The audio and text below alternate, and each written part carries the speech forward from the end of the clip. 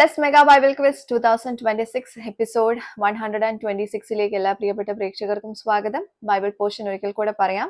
സങ്കീർത്തനങ്ങൾ 23 മുതൽ 26 വരെ, റോമർ 9-ാം അധ്യായം. ഇതിൽ നിന്നാണ് ക്വസ്റ്റ്യൻസ് ചോദിക്കുന്നത് കേട്ടോ. അപ്പൊ എല്ലാവരും ഓൾറെഡി വായിച്ച് മനസ്സിലാക്കിയിരിക്കുമായിരിക്കും എന്ന് കരുതുന്നു. ക്വസ്റ്റ്യനിലേക്ക് പോകുന്നു. ആദ്യത്തെ ചോദ്യം, വളരെ പുരാതന കാലം മുതൽ ഉണ്ടായിരുന്ന രണ്ട് കാര്യങ്ങൾ ഏവ? ക്വസ്റ്റ്യൻ റിപ്പീറ്റ് ചെയ്യാം. വളരെ പുരാതന കാലം മുതൽ ഉണ്ടായിരുന്ന രണ്ട് കാര്യങ്ങൾ ഏവ? രണ്ടാമത്തെ ചോദ്യം, ദാവീദ് പ്രദക്ഷിണം വയ്ക്കുന്നത് എന്തിനെ? ദാവീദ് പ്രദക്ഷിണം വയ്ക്കുന്നത് എന്തിനെ? ഓക്കെ.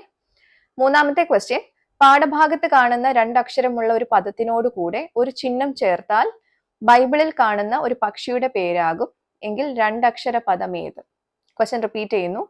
പാഠഭാഗത്ത് കാണുന്ന രണ്ടക്ഷരമുള്ള ഒരു പദത്തിനോട് കൂടെ ഒരു ചിഹ്നം ചേർത്താൽ ബൈബിളിൽ കാണുന്ന ഒരു പക്ഷിയുടെ പേരാകും എങ്കിൽ രണ്ടക്ഷര പദം ഏത്? നാലാമത്തെ ക്വസ്റ്റ്യൻ, കടുത്ത അന്ധകാരമുള്ള ഒരു താഴ്ന്ന പ്രദേശം ഏത്? കടുത്ത അന്ധകാരമുള്ള ഒരു താഴ്ന്ന പ്രദേശം ഏത്? ഫൈനൽ ക്വസ്റ്റ്യൻ, അഞ്ചാമത്തെ ക്വസ്റ്റ്യൻ, ഞാനൊരു പുരുഷൻ, എന്റെ ഭാര്യ, മകൻ, മരുമകൾ, ചെറുമക്കൾ എന്നിവരുടെ പേരുകൾ പാഠഭാഗത്തുണ്ട്, എഴുതുക. ഓക്കെ, ക്വസ്റ്റ്യൻ റിപ്പീറ്റ് ചെയ്യാം.